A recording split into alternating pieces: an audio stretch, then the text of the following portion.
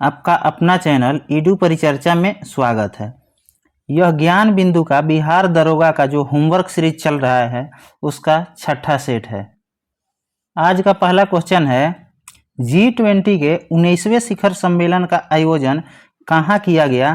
तो इसका सही उत्तर हो जाएगा ब्राज़ील में किया गया। और कहाँ पे? तो रियो डी जेनेरियो में।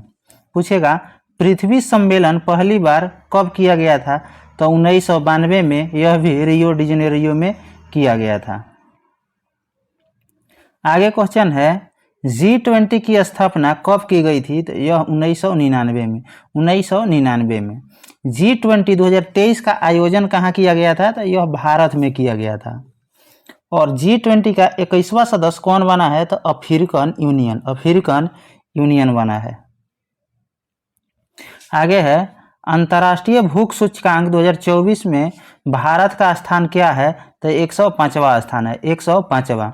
मानव विकास सूचकांक HDI में भारत का स्थान कितना है? तो 134 है, 134 है। प्रेस स्वतंत्रता में कितना है? तो 159 है, 159। पर्यावरण सूचकांक में कितना है? तो 176 है। और मानव विकास सूचकांक जो ऊपर हो गया है 134 है। प्रेस स्वतंत्रता यह भी ऊपर हो गया है, 159 है। आगे क्वेश्चन है, उत्तर कोरिया ने हाल ही में अपने संविधान में शत्रु राष्ट्र के रूप में किस देश को संबोधित किया है? तो यह दक्षिण कोरिया को किया है, दक्षिण कोरिया को। पूछेगा उत्तर कोरिया एवं दक्षिण कोरिया किस रेखा से अलग होता है? तो यह 38वीं समांतर रेखा से अलग होता है, या 38वीं अक्षांश रेखा इसको कह सकते हैं। आगे है, बेल्ट एंड रोड पहल की शुरुआत किस देश के द्वारा किया गया? तो यह चीन के द्वारा। तथा पूछेगा स्प्रिंग ऑफ पर्ल यानी मोतियों का माला यह किसके द्वारा शुरू किया गया? तो यह भी चीन के द्वारा। आगे है, किस देश ने बेल्ट एंड रोड में शामिल होने से मना कर दिया है? तो यह ब्राज़ील ने मना कर दिया है। आगे क्वेश्चन है, हाल ही में ब्रिटेन द्वारा चागोस द्वीप समूह की संप्रभुता किस देश को सौंपने की घोषणा की है? तो यह मॉरिशस को सौंपने की घोषणा की है। पूछेगा चागोस द्वीप पर किसका अधिकार है? तो यूके यानी कि यूनाइटेड किंगडम का अधिकार है। पूछेगा डियोगो गार्सिया पर किसका अधिकार है? तो यह यूएसए का अधिकार है इस पर। और यह दोनों हिंद महासागर में स्थित है, डियोगो गार्सिया एवं चागोस द्वीप। आगे क्वेश्चन है, पाम ऑयल की बिक्री के लिए किस देश ने ओरंगुटान कूटनीति पर विचार करने का निर्णय लिया? तो यह मलेशिया ने निर्णय लिया है। पूछेगा भारत में सबसे अधिक पाम ऑयल का उत्पादन कौन सा राज्य करता है? तो यह आंध्र प्रदेश करता है। एवं पूछेगा विश्व में सबसे बड़ा पाम ऑयल उत्पादक देश कौन सा है? तो यह इंडोनेशिया हो जाएगा, इंडोनेशिया। आगे क्वेश्चन है, किस देश ने हाल ही में पेरिस समझौते से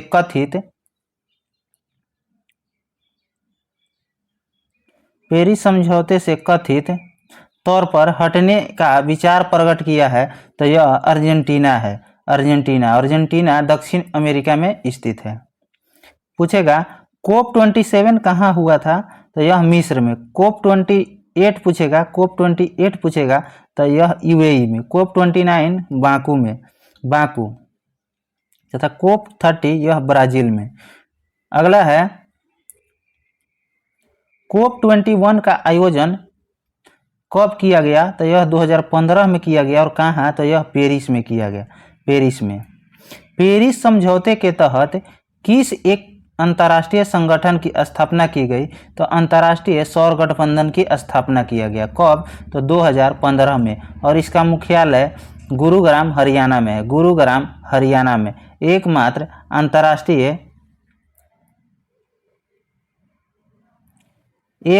अंतर्राष्ट्रीय संगठन जिसका मुख्यालय भारत में स्थित है यह अंतर्राष्ट्रीय सौर गठबंधन है। इसका मुख्यालय गुरुग्राम हरियाणा में है। तथा पूछेगा 76वें गणतंत्र दिवस के अवसर पर भारत के मुख्य अतिथि कौन रहे? तो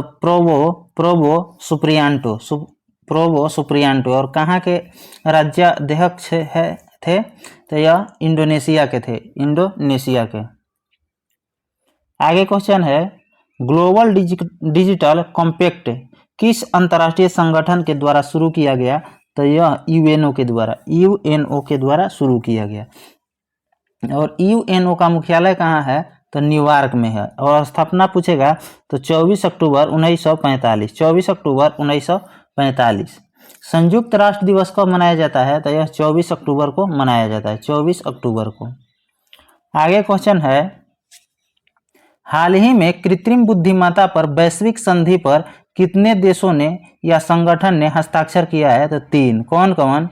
तो यूएसए, यूरोपीय यूनियन तथा ब्रिटेन, यह 3 संगठन और देश हस्ताक्षर किया है। अगला क्वेश्चन है वित्तीय वर्ष 2024-25 के बजट में सर्वाधिक व्यय किस योजना पर किया गया? तो पीएम गरीब कल्याण अन्न योजना, पीएम गरीब कल्याण अन्न योजना पर सबसे अधिक व्यय किया गया। और इसकी शुरुआत कब हुआ था? तो मार्च 2020 में। अगला पूछेगा विश्व की वित्तीय समावेशन की सबसे बड़ी योजना कौन सी है? तो यह जन धन योजना। और इसकी शुरुआत जो है 2014 में नरेंद्र मोदी के द्वारा किया गया। अगला क्वेश्चन है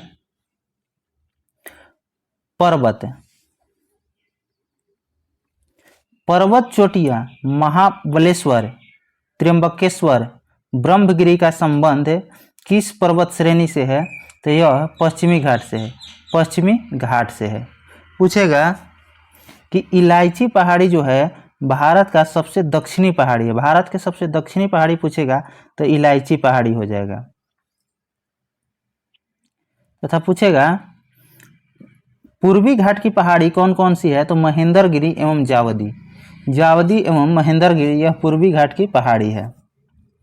अगला क्वेश्चन है भारत में राष्ट्रीय उद्यान की सर्वाधिक संख्या किस राज्य में है? तो यह मध्य प्रदेश में है। और कितनी है? तो 12 है, 12। भारत में कुल राष्ट्रीय उद्यान की संख्या कितनी है? तो 106 है, 106। और पूछेगा 106वां कौन सा है? तो रायमोना राष्ट्रीय उद्यान, और यह असम में स्थित है, असम में। आगे क्वेश्चन है आरबीआई का पहला केंद्रीय कार्यालय कहाँ स्थापित किया गया? तो यह कोलकाता में स्थापित किया गया। पूछेगा आरबीआई की स्थापना किस अधिनियम के तहत हुआ था? तो 1934 के अधिनियम के तहत। कब? तो 1935 में। और इसके प्रथम गवर्नर कौन थे? तो ऑसबोर्न स्मिथ। एवं भारतीय पूछेगा तो सीडी देशमुख हो जाएगा, सीडी देशमुख। और किस समिति के सिफारिश पे हुआ था स्थापना? तो यंग हिल्टन समिति, जिसको शाही आयोग के नाम से भी जाना जाता है। आगे पूछेगा आंतरिक सुरक्षा अधिनियम यानी मीसा को कब निरस्त किया गया? तो यह 1977 में निरस्त की। और लाया कब गया था? तो 1971 में। किसके द्वारा? तो इंदिरा गांधी के द्वारा लाया गया था। और मोरारजी देसाई द्वारा यह समाप्त किया गया। और पूछेगा सर्वाधिक बार इसका प्रयोग मीसा का कब प्रयोग किया गया था? तो 1975 में। आगे क्वेश्चन है गंगा के बाईं ओर से मिलने वाली नदियों में से गंगा की सबसे बड़ी सहायक नदी कौन सी है? तो घघरा है। और यह कहाँ मिलती है? तो यह गंगा में छपरा में मिलती है, छपना में। पूछेगा कि दाईं ओर से मिलने वाली सबसे लंबी नदी कौन सी है? तो यमुना। तथा इसका एक और प्रश्न बनता है इससे कि गंगा मतलब हिमालय से निकलकर गंगा की दाईं ओर से मिलने वाली एकमात्र नदी, तो यह यमुना है, यमुना उसका उत्तर हो जाएगा। पूछेगा गंगा जो है मैदानी भाग में कहाँ से प्रवेश करती है? तो यह हरिद्वार से प्रवेश करती है। अगला क्वेश्चन है विश्व में पहला गणतंत्र किस महाजनपद में स्थापित किया गया था? तो यह बज्जी, जिसकी राजधानी कहाँ थी? तो वैशाली थी। पूछेगा जीवाणु जनित वह बीमारी जिसे आंत ज्वर भी कहा जाता है वो कौन सा है? टाइफाइड है, टाइफाइड। उसका जीवाणु का क्या नाम है? तो सालोनेला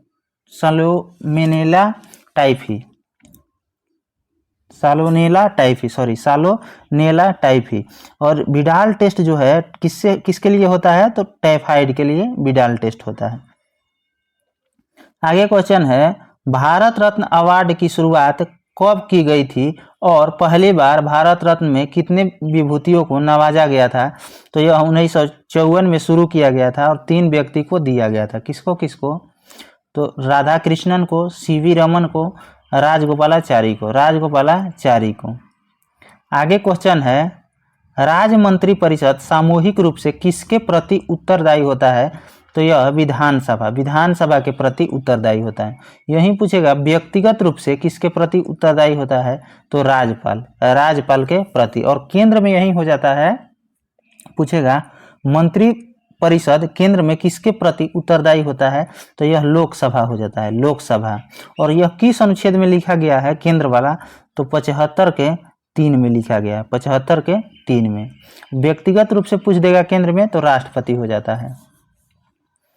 अगला क्वेश्चन है फ्रांसीसी क्रांति के दौरान फ्रांस के किन 2 नेताओं ने नेशनल असेंबली के गठन की घोषणा की?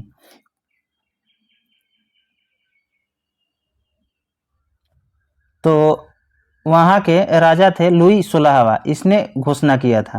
कब? तो फ्रांस की क्रांति हुआ था 1789 में, उसी समय। और वहां के संसद का क्या नाम है? तो नेशनल असेंबली। आगे क्वेश्चन है भारतीय संविधान के कौन से भाग को 7वें संविधान संशोधन 1956 के द्वारा हटाया गया? तो यह कौन सा है? तो भाग 7 को हटाया गया। भाग 9 में क्या है? तो पंचायती राज कब लागू हुआ था? तो 1993 में, 1993 में संवैधानिक रूप से लागू हुआ था। आगे क्वेश्चन है तिब्बती धर्मगुरु दलाई लामा ने भारत में शरण कब लिया था?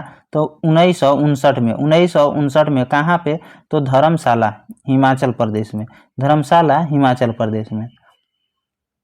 आगे है केंद्रीय मंत्री परिषद का संवैधानिक प्रधान कौन होता है? तो यह राष्ट्रपति होता है, लेकिन वास्तविक पूछ देगा तो यह प्रधानमंत्री हो जाएगा। आगे क्वेश्चन है भारत के सबसे बड़े राष्ट्रीय उद्यान और सबसे छोटे राष्ट्रीय उद्यान क्रमशः कौन कौन से हैं? तो बड़े हो जाएगा हेमिस राष्ट्रीय उद्यान जो लद्दाख में है, और सबसे छोटा हो जाएगा साउथ बटन जो कहाँ है? तो अंडमान निकोबार में। अगला क्वेश्चन हो जाएगा बौद्ध तथा जैन ग्रंथों में कुल 16 महाजनपदों का उल्लेख किया गया है। कितने ऐसे महाजनपद है जो भारत के बाहर में अवस्थित है? तो 2 है। कौन कौन? कंबोज है एवं कंधार। आगे वाला क्वेश्चन है प्रायद्वीपीय नदियों में सबसे लंबी नदी यानी बड़ी नदी कौन सी है? तो यह गोदावरी हो जाएगी, जिसकी लंबाई कितनी है? तो 1465 किलोमीटर। और कहाँ से निकलती है? तो त्र्यंबकेश्वर से निकलती है और बंगाल की खाड़ी में गिरती है। आगे क्वेश्चन है अंत्योदय अन्न योजना 2000 से प्रेरित भारत सरकार की वर्तमान खाद्यान्न आधारित सबसे बड़ी योजना कौन सी है? तो वो कौन सी है? तो पीएम गरीब कल्याण अन्न योजना हो जाएगा।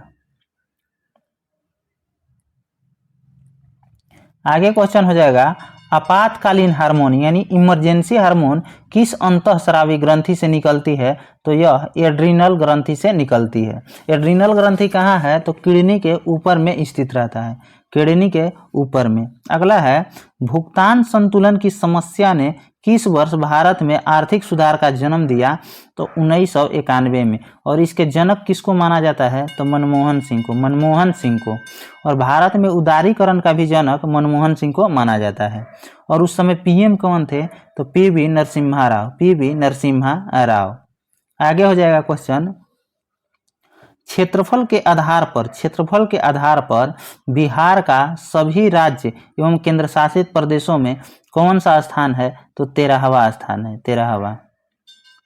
आगे क्वेश्चन है पंडित जवाहरलाल नेहरू द्वारा प्रस्तुत उद्देश्य प्रस्ताव को संविधान सभा द्वारा कब स्वीकार किया गया था? तो 22 जनवरी 1947। और इसको कब पेश किया गया? तो 13 दिसंबर 1946 में जवाहरलाल नेहरू के द्वारा पेश किया गया था। आगे वाला क्वेश्चन है संविधान की अंतिम रूपरेखा यानी ड्राफ्ट किसके द्वारा दी गई थी तो यह बी आर अम्बेडकर के द्वारा दिया गया था।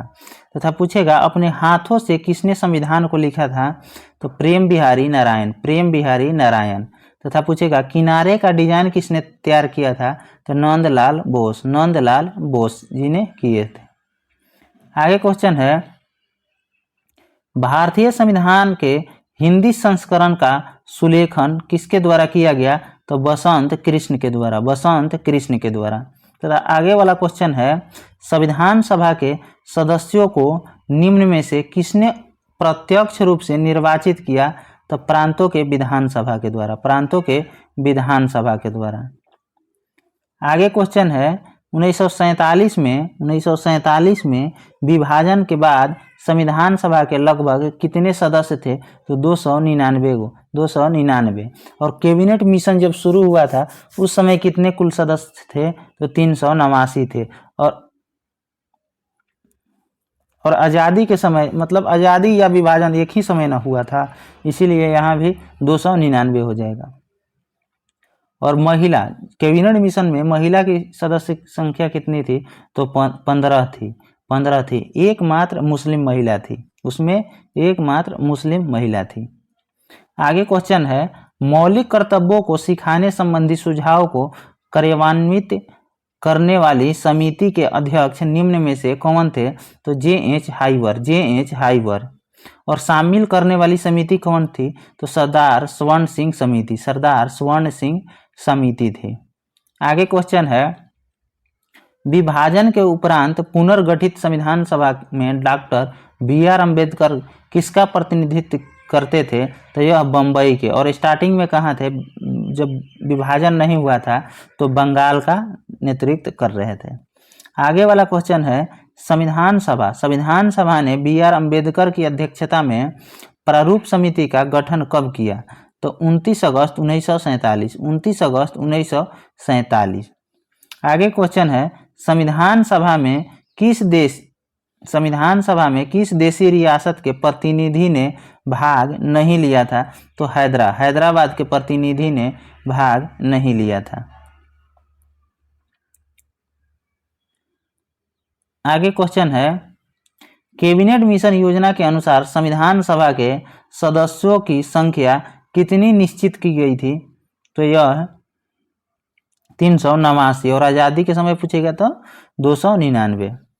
आगे क्वेश्चन है निम्न में से किसने भारत का संविधान बनाने के लिए संविधान सभा की रचना करने का विचार सर्वप्रथम प्रस्तुत किया था, तो यह 1895 में किसके द्वारा, तो स्वराज विधेयक के द्वारा।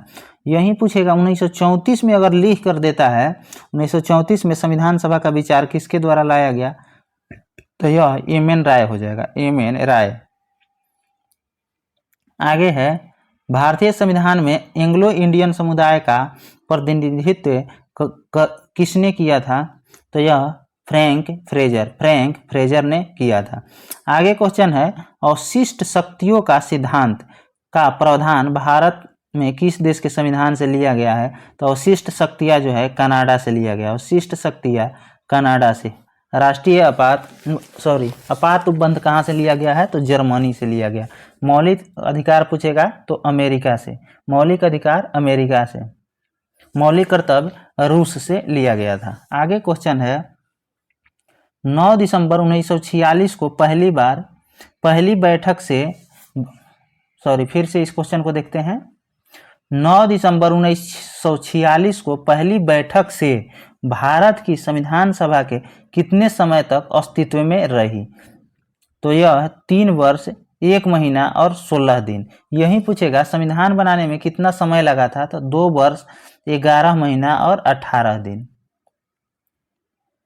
आगे क्वेश्चन है कांग्रेस ने संविधान निर्माण हेतु संविधान सभा के गठन की मांग सर्वप्रथम 1936 में किस वार्षिक अधिवेशन में किए थे, तो यह फैजपुर में किए थे। आगे है निम्न में से किसे संविधान सभा द्वारा इसके संवैधानिक सलाहकार के रूप में चुना गया था, तो बी.एन. राव को। आगे है भारतीय संविधान के किस भाग या भागों में आर्थिक न्याय को संविधान का लक्ष्य घोषित किया गया था, तो यह प्रस्तावना में। तथा पूछेगा कितने प्रकार का न्याय का वर्णन किया गया है? तो 3 प्रकार के। कौन कौन? तो सामाजिक, आर्थिक एवं राजनीतिक। प्रस्तावना में पूछेगा कितने प्रकार की स्वतंत्रता की व्याख्या किया गया है? तो 5 प्रकार के। 5 प्रकार के। विचार, अभिव्यक्ति, विश्वास, धर्म एवं उपासना की स्वतंत्रता का वर्णन किया गया है प्रस्तावना में। अगला क्वेश्चन है, भारतीय संविधान का निर्माण करने वाली संविधान सभा का गठन कैबिनेट मिशन के आधार पर कब किया गया था? तो जुलाई 1946। जुलाई 1946। अगला क्वेश्चन है, बीएल मित्र। बीएल मित्र की जगह किसे प्रारूप समिति के सदस्य बनाया गया था? तो बीएल मित्र की जगह पर एन माधवन को बनाया गया था। एन माधवन को। यहाँ मिलान करने वाला है, नीति है और इधर गवर्नर जनरल है। द्वैध शासन नीति किसने लाया था? तो क्लाइव लाया था। एवं सहायक संधि वेलेजली ने लाया था। व्यापगत का सिद्धांत किसने लाया था? तो डलहौजी ने। और सहायक संधि को कौन सा राज्य प्रथम बार स्वीकार किया था? तो यह हैदराबाद था। हैदराबाद। आगे क्वेश्चन है, 1764 में बक्सर के युद्ध के समय बंगाल के गवर्नर कौन हो जाएगा? तो वेंसी टाट हो जाएगा। वेंसी टाट हो जाएगा।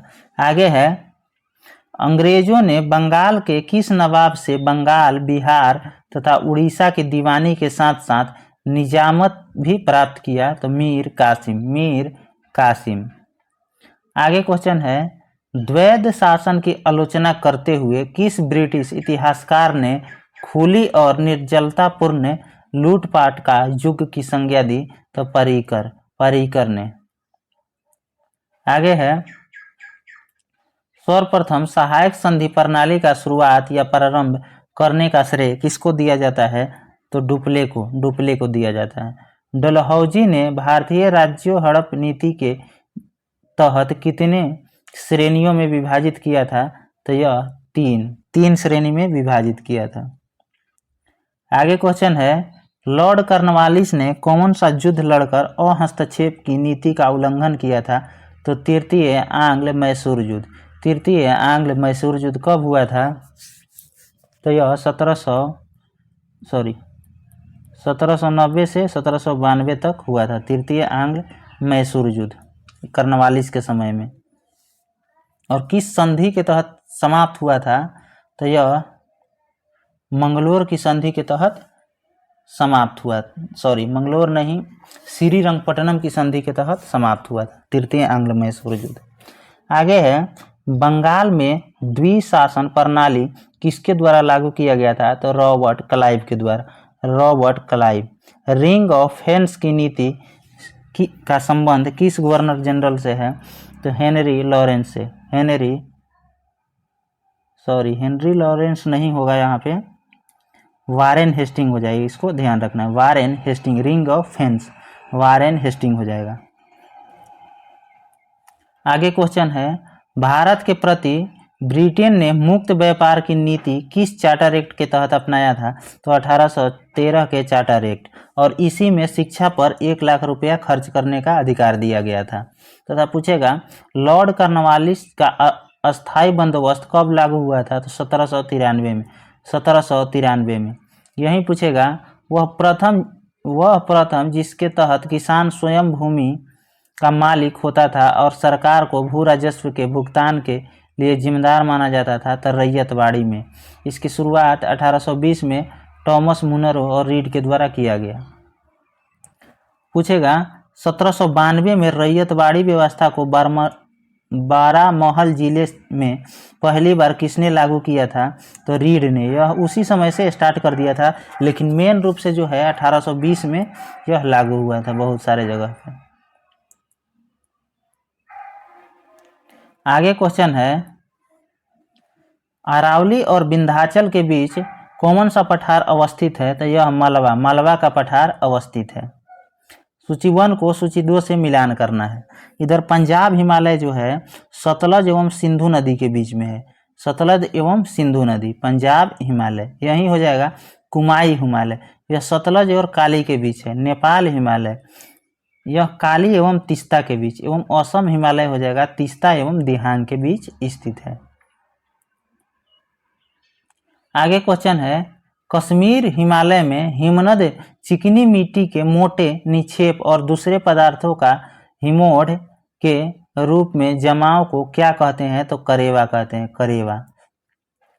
आगे है, हिमालय पर्वतीय क्षेत्र में बुग्याल शब्द का किसको निरूपित करता है?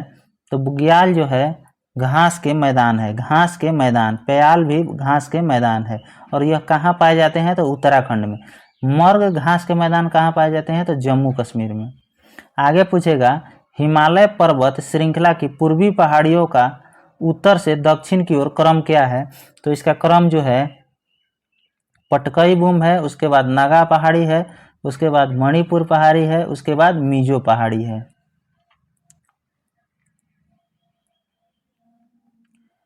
अगला क्वेश्चन है, उत्तर पूर्व के किस राज्य को मोलेसिस बेसिन कहा जाता है? तो यह मिजोरम को कहा जाता है। आगे क्वेश्चन है, निम्नलिखित में से कौन सी पहाड़ी पश्चिमी घाट के अंतर्गत शामिल है? तो कौन कौन? तो अन्नामलाई, नीलगिरी तथा कार्डमन। नालामलाई और जावदी है जो पूर्वी घाट का शिखर है, पहाड़ी है।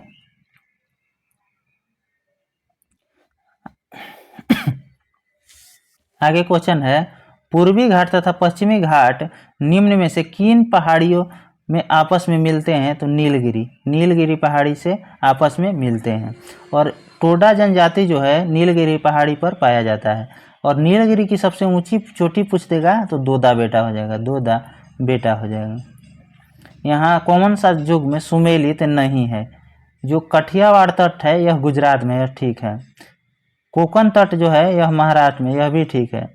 मालाबार कर्नाटक तथा केरल में हो जाता है, यह ठीक है। तथा कोरमंडल तट जो है यह केरल में नहीं होगा बल्कि तमिलनाडु के तट पे होगा। और उत्तरी सरकार तट कहाँ है? तो यह आंध्र प्रदेश के क्षेत्र में है। आगे है, यूनेस्को में भारत की कुल कितनी अमृत धरोहर शामिल किया गया है? तो 15। 15वीं कौन सी है? तो गरबा नृत्य जो गुजरात की है। कुंभ मेला को यूनेस्को की अमृत धरोहर की सूची में कब शामिल किया गया था? तो 2017 में।